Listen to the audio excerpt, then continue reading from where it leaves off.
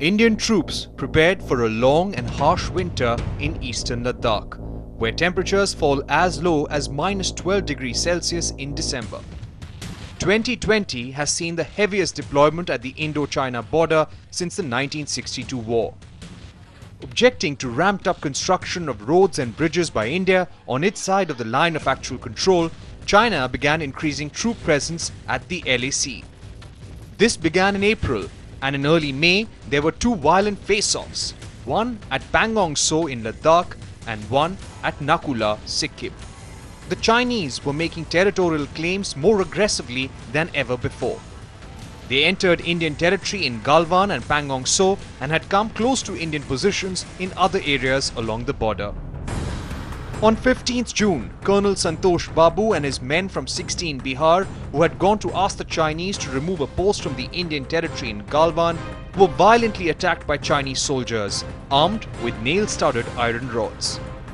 20 Indian soldiers, including their commanding officer, Santosh Babu, died in these violent clashes, the worst in 45 years. But not before causing significant casualties to the Chinese side. China's aggression was condemned globally, with the US drawing parallels with China's aggression in South China Sea. By seizing vantage points in Ladakh, because in doing so, it has ensured enmity with India for at least the next one generation.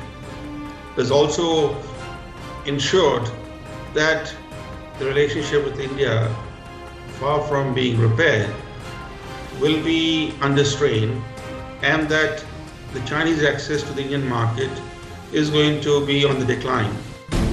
India demanded that China restore the status quo. The Prime Minister visited Ladakh and sent a strong message to China. दुश्मनों ने आपकी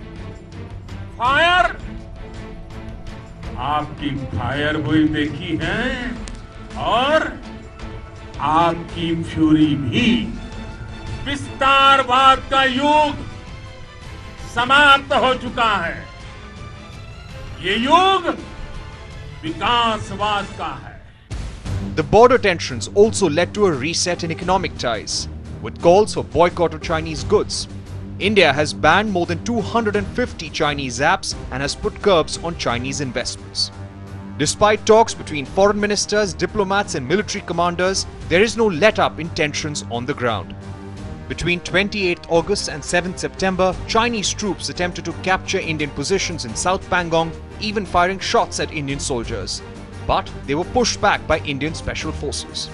On the 10th of September, External Affairs Minister Subrahmanyam Jaishankar and Foreign Minister Wang Yi met in Moscow, and India and China arrived at a 5-point consensus to ease border tensions. Despite 8 rounds of high-level military talks, Chinese forces have so far refused to pull back. Maintaining peace and stability, peace and tranquility on the along the line of actual control is the basis for the rest of the relationship to progress. So you can't have the kind of situation you have on the border and say, well, let's carry on with life, in all other sectors of activity. It's just unrealistic. So very frankly, the relationship this year has been, I would say, very significantly damaged. India too is digging in for the long haul with troops and weapon systems. India is going to now launch a major military build-up. This will include vastly increased frontier patrols and additional mountain warfare forces. And we have seen in recent weeks that India has been carrying out a series of leading-edge missile systems tests. And I think India's military build-up will also include significant expansion of its naval capacity.